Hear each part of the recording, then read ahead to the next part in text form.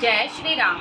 आज श्री रामचरितमानस पाठ के बालकांड का 74वां दिन है, जिसमें मास पारायण का 8वां विश्राम चल रहा है और नवान पारायण का दूसरा विश्राम चल रहा है।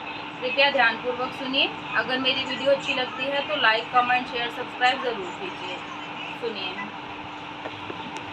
व्यर्थ मरहु जनि गाल बजाई, मन मोदकनि भूख बुताई। सीख हमारी सुनी परम पुनीता, जगदम्बा जानहु जिय सीता। गाल बजाकर व्यर्थ ही मत मरो, मन के लड्डुओं से भी कहीं भूख बुझती है। हमारी परम पवित्र सीख को सुनकर सीता जी को अपने जी में साक्षात जगजननी समझो। उन्हें पत्नी रूप में पाने की आशा एवं लालसा छोड़ दो। जगत पिता रघुपति ही बिचारी, भरी लोचन छबिले निहारी। सुंदर सुखद सकल गुण राशि, ए दो बंधु शंभु उर्वासी। श्री रघुनाथ जी को जगत का पिता परमेश्वर विचार कर नेत्र भरकर उनकी छवि देख लो। ऐसा अवसर बार बार नहीं मिलेगा। सुंदर, सुख देने वाले और समस्त गुणों की राशि, ये दोनों भाई शिव जी के हृदय में बसने वाले हैं। स्वयं शिव जी भी जिन्हें सदा हृदय में छिपाए रखते हैं, वे तुम्हारे नेत्रों के सामने आ गए। सुधा समुद्र समीप बिहाई, मृग जलु निरखी मरहु कत धाई। करहु जाई जा कहूँ जोई भावा, हम तो आजु जन्म फलु पावा। समीप आए हुए अमृत के समुद्र को छोड़कर तुम मृग जल को देखकर दौड़कर क्यों मरते हो? फिर जिसको जो अच्छा लगे वही जाकर करो। हमने तो श्री रामचंद्र जी के दर्शन करके आज जन्म लेने का फल पा लिया, जीवन और जन्म को सफल कर लिया। अस कही भले भूप अनुरागे, रूप अनूप विलोकन लागे। देखहि सुर नभ चढ़े विमाना, बरसहि सुमन करहि कल गाना। ऐसा कहकर अच्छे राजा प्रेम मग्न होकर श्री राम जी का अनुपम रूप देखने लगे। मनुष्यों की तो बात ही क्या, देवता लोग भी आकाश से विमानों पर चढ़े हुए दर्शन कर रहे हैं और सुंदर गान करते हुए फूल बरसा रहे हैं। दोहा।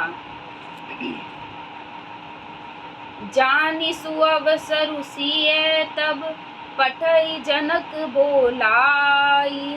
चतुर सखी सुंदर सकल, सादर चली लवाई। सियापति राम जय जय राम, मेरे प्रभु राम जय जय राम। मंगल भवन अमंगल हारी, द्रबहु सुदशरथ अजिर बिहारी। दीन दयाल बिरधु संभारी, हरहु नाथ मम संकट भारी। तब सुअवसर जानकर जनक जी ने सीता जी को बुला भेजा। सब चतुर और सुंदर सखियां आदर पूर्वक उन्हें लिवा चली। सिय शोभा नहीं जाई बखानी, जगदम्बिका रूप गुण खानी। उपमा सकल मोहि लघु लागी, प्राकृत नारी अंग अनुरागी। रूप और गुणों की खान जगजननी जानकी जी की शोभा का वर्णन नहीं हो सकता। उनके लिए मुझे काव्य की सब उपमाएं तुच्छ लगती हैं, क्योंकि वे लौकिक स्त्रियों के अंगों से अनुराग रखने वाली हैं, अर्थात वे जगत की स्त्रियों के अंगों को दी जाती हैं। काव्य की उपमाएं सब त्रिगुणात्मक माइक जगत से ली गई हैं। उन्हें भगवान की स्वरूपा शक्ति श्री जानकी जी के अप्राकृत चिन्मय अंगों के लिए प्रयुक्त करना, उनका अपमान करना और अपने को उपहासास्पद बनाना है। सिय बरनीय ते उपमा दे, कुकवि कहाई अजसु को ले। जौ पट तरयसिय समसिया, जग असि जुबति कहाँ कमनिया। सीता जी के वर्णन में उन्हीं उपमाओं को देखकर कौन कुकवि कहलाए और अपयश का भागी बने, अर्थात सीता जी के लिए उन उपमाओं का प्रयोग करना सुकवि के पद से च्युत होना और अपकीर्ति मोल लेना है। कोई भी सुकवि ऐसी नादानी एवं अनुचित कार्य नहीं करेगा। यदि किसी स्त्री के साथ सीता जी की तुलना की जाए तो जगत में ऐसी सुंदर युवती है ही कहाँ जिसकी उपमा उन्हें दी जाए। गिरा मुखर तन अरध भवानी, रति अति दुखित अतनुपति जानी। विष बारुनि बंधु प्रिय जेहि, कहिय रमा सम किमि वैदेही। पृथ्वी की स्त्रियों की तो बात ही क्या, देवताओं की स्त्रियों को भी यदि देखा जाए तो हमारी अपेक्षा कहीं अधिक दिव्य और सुंदर हैं। तो उनमें सरस्वती तो बहुत बोलने वाली हैं, पार्वती अर्धांगिनी हैं, अर्थात अर्ध नारी नटेश्वर के रूप में उनका आधा ही अंग स्त्री का है, शेष आधा अंग पुरुष शिवजी का है। कामदेव की स्त्री रति पति को बिना शरीर का जानकर बहुत दुखी रहती है और जिसके विष और मद्य जैसे प्रिय भाई हैं, उन लक्ष्मी के समान तो जानकी जी को कहा ही कैसे जाए। जौ छवि सुधा पयोनिधि होई, परम रूप मय कच्छपु सोई। शोभा रजु मंदरु सिंगारू, मथई पानी पंकज निज मारू। जिन लक्ष्मी जी की बात ऊपर कही गई है वे निकली थी खारे समुद्र से, जिसको मथने के लिए भगवान ने अति कर्कश पीठ वाले कच्छप का रूप धारण किया। रस्सी बनाई गई महान विषधर वासुकी नाग की मथानी का कार्य किया। अतिशय कठोर मंदराचल पर्वत ने और उसे मथा सारे देवताओं और दैत्यों ने मिलकर। जिन लक्ष्मी जी को अतिशय शोभा की खान और अनुपम सुंदरी कहते हैं, उनको प्रकट करने हेतु बने ये सब असुंदर एवं स्वाभाविक ही कठोर उपकरण। ऐसे उपकरणों से प्रकट हुई लक्ष्मी श्री जानकी जी की समता को कैसे पा सकती हैं। हाँ, इसके विपरीत यदि छवि रूपी अमृत का समुद्र हो, परम रूप में कच्छप हो, शोभा रूप रस्सी हो, श्रृंगार पर्वत हो और स्वयं कामदेव अपने ही कर कमल से मथें। दोहा। एहि विधि उपजय लक्ष्य, जब सुंदरता सुख मूल। तदपि सकोच समेत कवि, कहहि सिय समतूल। सियापति राम जय जय राम, मेरे प्रभु राम जय जय राम। मंगल भवन अमंगल हारी, द्रबहु सुदशरथ अजिर बिहारी।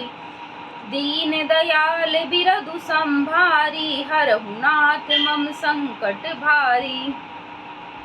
इस प्रकार जब सुंदरता और सुख की मूल लक्ष्मी उत्पन्न हो तो भी कवि लोग उसे बहुत संकोच के साथ सीता जी के समान कहेंगे।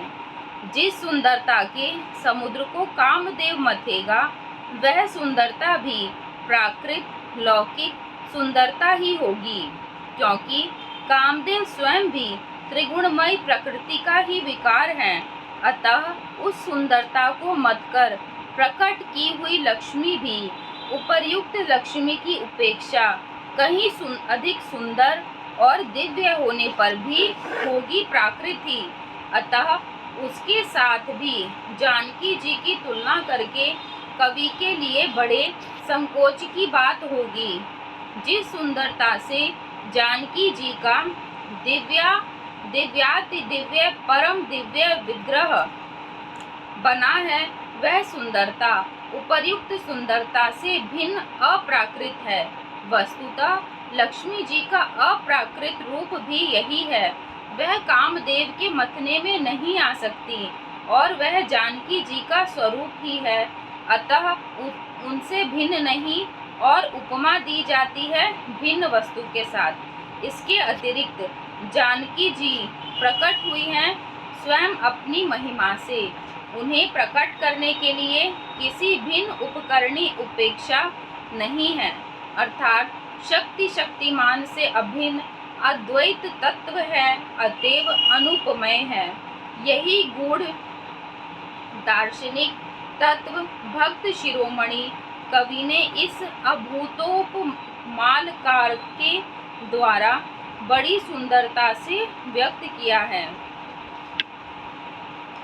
चली संग लय सखी सयानी गावत गीत मनोहर बानी, सोह नवल तनु सुंदर सारी, जगत जननी अतुलित छवि भारी।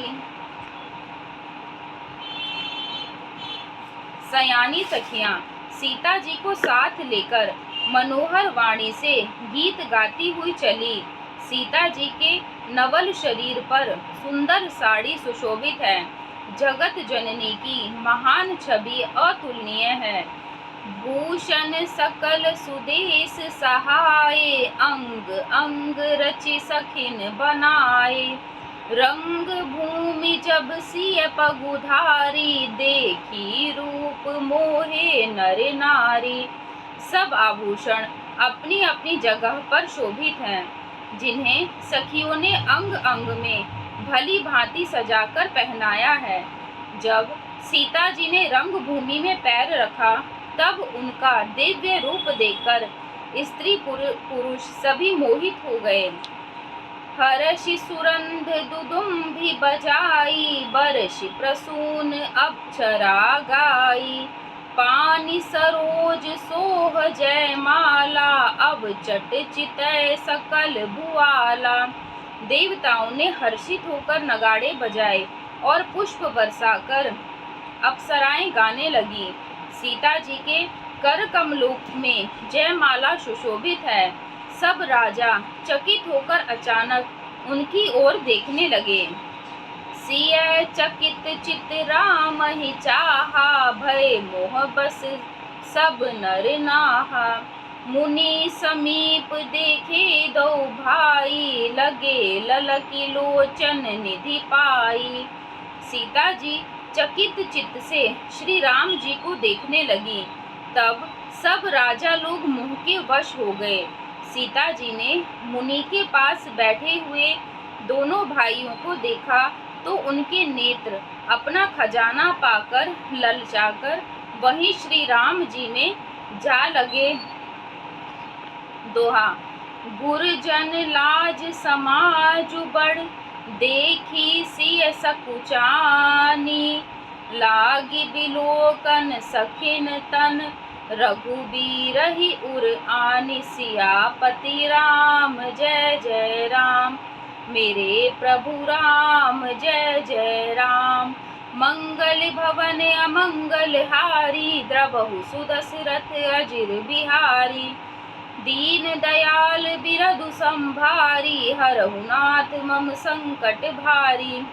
परंतु गुरुजनों की लाज से तथा बहुत बड़े समाज को देखकर सीता जी सकुचा गई।